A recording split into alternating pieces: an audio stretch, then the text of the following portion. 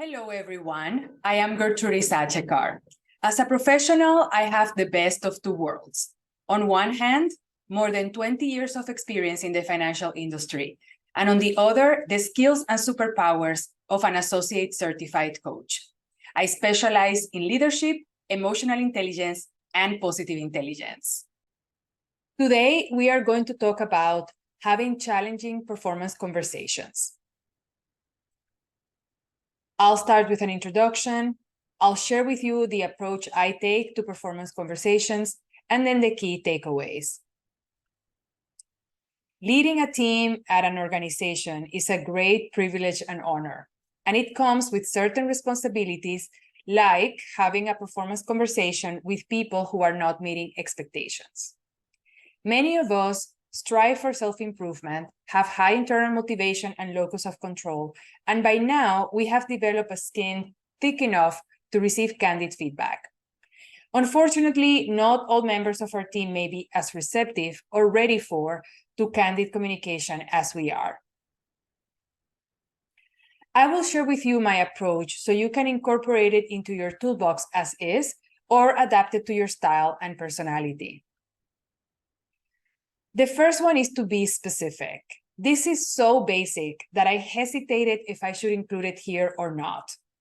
And yet I still hear so many general comments when doing performance reviews that I felt it was necessary to remind everyone about it. Have specific examples of what people are doing well and the areas where they need to improve. For example, if someone did a fantastic job delivering a presentation, most people will say, "Great job," and leave it at that. The person doesn't know what made it great, so they can repeat it going forward in future presentations. Instead, we could say, "Great job delivering the presentation. I think repeating the key points at the beginning, in the middle, and in the final summary was effective and helped people connect the dots." Now the person knows what she can continue to do in the future. Similarly, if we tell someone, "I did not like the presentation, how the presentation deck came out," we're not letting that person know what needs to be improved. Instead, we can say the presentation deck did not have consistent font type and size, and the colors were misaligned with the branding. Now the person has clear direction for improvement. Second is to collect 360 feedback. Some companies have an official feedback collection process that involves a range of colleagues. It doesn't matter if your company has that official process or not. You still can gather feedback from others to include in your performance conversations. What I usually do is I ask my direct report for at least of up to 20 individuals who they would consider for 360-degree feedback. I review the list to ensure it is well-rounded, and then I solicit feedback to those colleagues. This is important because we do not have full visibility into how each person on our team is performing, and it should be that way if we want an empowered team. I do not share the feedback I receive from others with the person. I want people to give candid feedback, and I want to discover trends, not to solve grievances. I incorporate those comments with my own, and I'm always amazed at the nuggets I find. Third is to ask for their assessment. I know that in many companies, employees have to write a self-assessment, but I like to start the conversation with open-ended questions like, what are you most proud of? Which aspects of the year went particularly well for you? Where do you think you fell short? What areas of improvement have you identified? And I do this for two reasons. One, it gives me a sense of any gaps between their assessment and mine, and I can clarify them during the conversation. And second, it tells me their level of self-awareness and how they think and approach their career.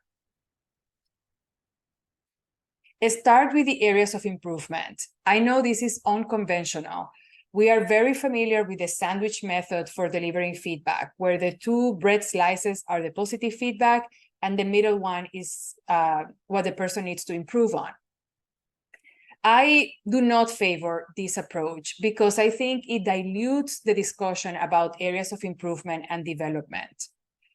Usually what I do is I tell the person, in our conversation today, we'll start with you telling me what your thoughts about the year. We'll then discuss some of the areas of improvement that you have identified and that I have observed. Then I'll tell you like why you're so great and your strengths so you can continue paying attention to those and using them. Talking about the areas of improvement first allows both of us to give it the attention it requires, especially if the person is not meeting expectations in certain areas. And then ending the conversation with the person's contributions, their growth journey, and why we enjoy working with them allows us to finish on a strong and uplifting note. I feel that when the positive feedback is done before the areas of improvement, it feels as if it did not matter. You did this very well, but here are some things where you missed the mark. Not a great feeling, right? The only time when I would advocate for having what needs improvement at the end of the conversation is if we want to send a strong message when someone is underperforming. This may be the third or fourth conversation we are having with minimal progress. Last but not least is to establish accountability appropriately. Our role as the head of the team is to ensure everyone knows their objectives and understand their individual responsibilities. Each team member is responsible for not only fulfilling these expectations, but also devising strategies to attain their goals. Equally important is to raise their hand when something is too challenging. When people are not meeting expectations, I ask them for their input on what actions they are going to take for course correction. It must be their plan. We review it and discuss it together to confirm that the actions, if executed, will bring the person to the required performance level. I go one step further. I observe the frequency with which individuals proactively provide updates on their progress during our one-on-one meetings. This speaks volumes about the person's willingness and determination to improve. Challenging is in the eye of the beholder. What may be difficult for me could be quite easy for you and vice versa. It is the same with conversations. Many people feel uncomfortable discussing anything other than positive feedback. The good news is that you can learn how to communicate a clear and actionable message when addressing underperformance with kindness, respect, and authenticity. Clear is kind.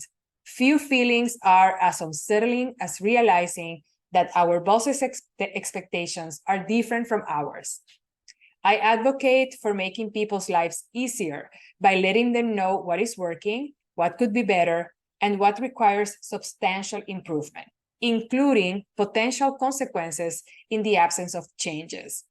This approach empowers individuals to make informed decisions. It is common to overestimate the duration of uncomfortable situations. That is why we procrastinate going to the dentist until the pain is unbearable.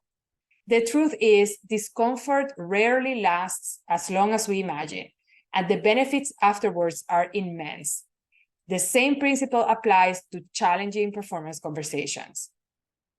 Dedicating an hour to providing feedback to someone falling short of expectations could yield 2,000 hours of consistent performance. So this is the annual working hours count.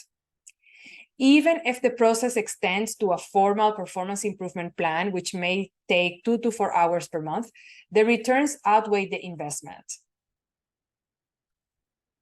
We do not want to lose our best talent because we are too busy fixing those who either lack willingness or capability to improve.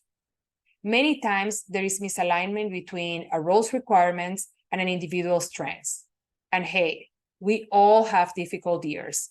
The measure is getting up, dusting ourselves off, and trying again, armed with newly gained knowledge from experience.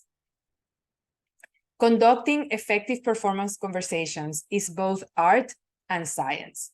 Our approach must strike a balance between compassion, empathy, and the well-being of both the team and the organization. How do you like to receive performance feedback? Please let us know in the comments. Thank you so much for listening. Please include your responses in the comments. And for more content, remember to subscribe to my channel. See you again soon.